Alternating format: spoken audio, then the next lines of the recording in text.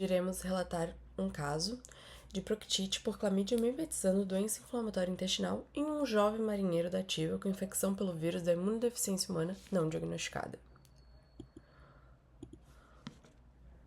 Somos da quarta fase da medicina UFSC e os alunos são Fádia Fabiana, Guilherme Figueiredo, Isabel Pauli, José Luiz e eu, Ana Cláudia. O paciente então tem 28 anos, é militar da ativa e chega ao pronto-socorro após episódio de 24 horas com hematoquesia. Então ele teve uma pré-síncope e foi trazido pela ambulância. Retirando sua história então, há um mês ele apresentava esses episódios de hematoquesia, mas ele não teve outros sintomas associados.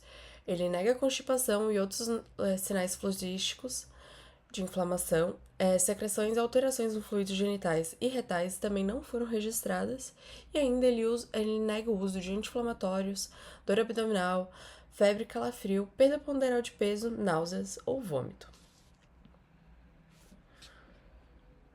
Então, esse paciente, ele apresentava a queixa de um sangramento retal persistente, que é uma queixa inespecífica que pode estar associada a diversas patologias, e por isso nós vamos trazer alguns diagnósticos diferenciais. O primeiro deles está associado, então, a hemorroidas e fissuras retais.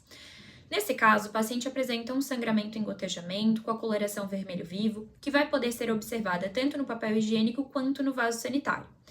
E pode estar associado a uma dor aguda, associada aí às evacuações desse paciente e, no caso das hemorroidas, a quadros de abaulamento retal. Com relação às doenças inflamatórias intestinais, como a doença de Crohn e também a colite ulcerativa, esses pacientes eles vão cursar normalmente com uma dor abdominal persistente, com uma diarreia crônica e também com a presença de muco nas fezes. Normalmente isso vai estar associado a pacientes um pouco mais jovens, mas não necessariamente. As infecções sexualmente transmissíveis, como a clamídia e a gonorreia, elas também são causas de proctite com sangramento, que pode estar associada à dor e também pode estar associada à presença de secreção nas fezes. Esses pacientes, eles têm que ser observados para um comportamento sexual de risco, que seria o sexo anal, que estaria então correlacionado a essa infecção. São pacientes que devem ser testados para o HIV, visto que clamídia e gonorreia vão facilitar uma infecção pelo vírus do HIV nesses pacientes, servindo como porta de entrada. Por fim, nós podemos citar o câncer coloretal. Nesses casos, os pacientes normalmente possuem mais do que 50 anos de idade e são pacientes que vão cursar com uma perda ponderal, que tem também a presença de um sangramento normalmente misturado às fezes, são pacientes que vão ter anemia no seu hemograma normalmente e que então tiveram uma alteração dos seus hábitos intestinais nos últimos tempos. Dito isso, é importante que seja observada uma anamnese detalhada, com todas as informações desse paciente e solicitados exames laboratoriais e exames complementares, como a colonoscopia, que vai dar a visualização direta desse intestino e permitir que se observe as lesões que podem estar, então, causando esse sangramento de característica inespecífica. A tomografia computadorizada do abdômen e da pelve com contraste intravenoso demonstrou achados compatíveis com colite no reto e no cólon sigmoide distal. Ao realizar a colonoscopia, o médico encontrou um padrão conforme demonstrado na imagem à esquerda da tela. A mucosa apresenta inflamação levemente avermelhada, com edema e pequenas ulcerações. Existem áreas de erosões pontiformes e exudato leve, características frequentemente vistas em proctite infecciosa. Esses achados costumam ser consistentes com o caso de proctite aguda associada a infecções sexualmente transmissíveis. Não há uma inflamação difusa da mucosa com perda completa do padrão vascular, com presença de úlceras rasas e contínuas, como vemos na imagem ao centro, achados que seriam sugestivos de uma doença inflamatória intestinal, como a colite ulcerativa, que afeta o reto e avança de modo contínuo pelo colo, sem áreas saudáveis intercaladas. Os achados do exame tampouco se assemelham ao padrão encontrado na imagem à direita, onde a mucosa apresenta-se com inflamação segmentar, dita salteada, e úlceras profundas com aparências de pedras de calçamento, que seria um padrão característico da doença de Crohn. Ao contrário da colite ulcerativa, a doença de Crohn pode apresentar inflamação transmural atingindo todas as camadas do intestino e de forma descontínua. O que direcionou o raciocínio clínico para o diagnóstico, então, foi a realização de uma colonoscopia que revelou características atípicas para a doença inflamatória intestinal, com erosões pontiformes e ulcerações lineares. Ao aprofundar a anamnese, o paciente relatou ser sexualmente ativo, com relações sexuais tanto com homens quanto com mulheres, incluindo prática de sexo anal receptivo. Essa informação foi crucial para solicitar testes de ISTs, que confirmaram então swab retal positivo para a Chlamydia trachomatis e ainda sorologia positiva para HIV, com carga viral de 33.040 cópias por ml. Portanto, o diagnóstico final foi de proctite por clamídia em um paciente com infecção por HIV não diagnosticada. Com relação ao tratamento desse paciente, inicialmente ele realizou a antibioticoterapia com o uso de doxiciclina por 21 dias, doxiciclina por via oral, 100 mg, para combater a infecção por clamídia.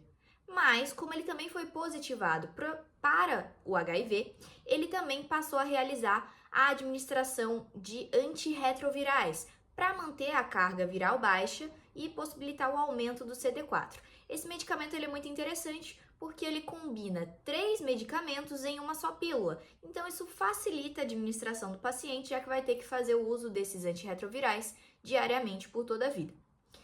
Um aspecto importante nesse caso é o fato de que ele realizou o tratamento para a infecção por clamídia por 21 dias. Em casos comuns de proctite por clamídia, realiza-se o tratamento em 7 dias, mas como esse paciente apresentou proctocolite por clamídia e fazia parte de um grupo com comportamento de risco, já que ele fazia sexo desprotegido com múltiplos parceiros, então adotou-se o tratamento empírico para granuloma venéreo, por isso ele se estendeu por 21 dias.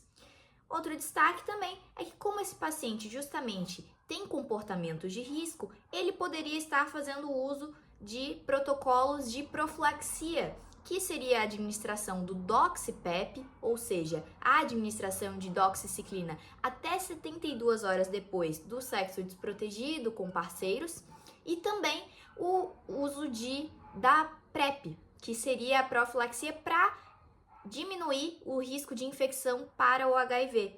Então, seriam propostas, condutas interessantes para o caso desse paciente.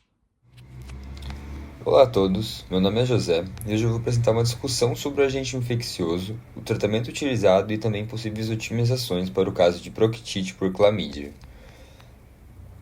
As características gerais da clamídia é que ela é uma bactéria gram-negativa intracelular obrigatória, o que significa que ela precisa estar dentro de uma célula hospedeira para se replicar. Ela possui um ciclo de vida também único, alternando entre duas formas, entre o corpo elementar, que é a sua forma infecciosa, e o corpo reticulado, que é a sua forma replicativa dentro da célula hospedeira. Essa característica intracelular é crucial para entender como o tratamento também deve ser direcionado. No caso apresentado, o paciente foi tratado com doxiciclina por 21 dias. A doxiciclina é um fármaco, uma tetraciclina, uma classe dos antibióticos que inibe a síntese proteica bacteriana ao se ligar à subunidade 30S do ribossomo bacteriano.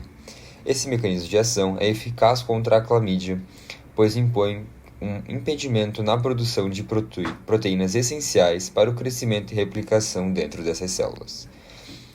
A duração do tratamento com doxiciclina foi de 21 dias, o que sugere uma preocupação com a possível presença de linfogranuloma venéreum, a forma mais invasiva da infecção por clamídia. O tratamento padrão para infecções não complicadas por clamídia seria de 7 dias, porém, como há suspeita do linfogranuloma venéreum, o tratamento foi mais prolongado, que é o tratamento recomendado. Embora a doxiciclina seja eficaz, outras opções terapêuticas podem ser consideradas também. A azitromicina é uma alternativa, geralmente administrada em dose única, o que pode melhorar a adesão ao tratamento. No entanto, a doxiciclina continua sendo preferível em casos de suspeita de linfogranuloma venéreum, ou quando a adesão do tratamento não é um problema.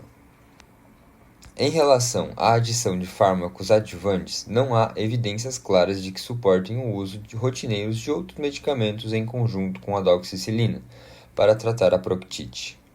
Assim, o foco principal deve ser garantir a adesão ao tratamento antibiótico e o rastreamento de outros parceiros sexuais possíveis dos indivíduos que sejam contaminados por clamídia.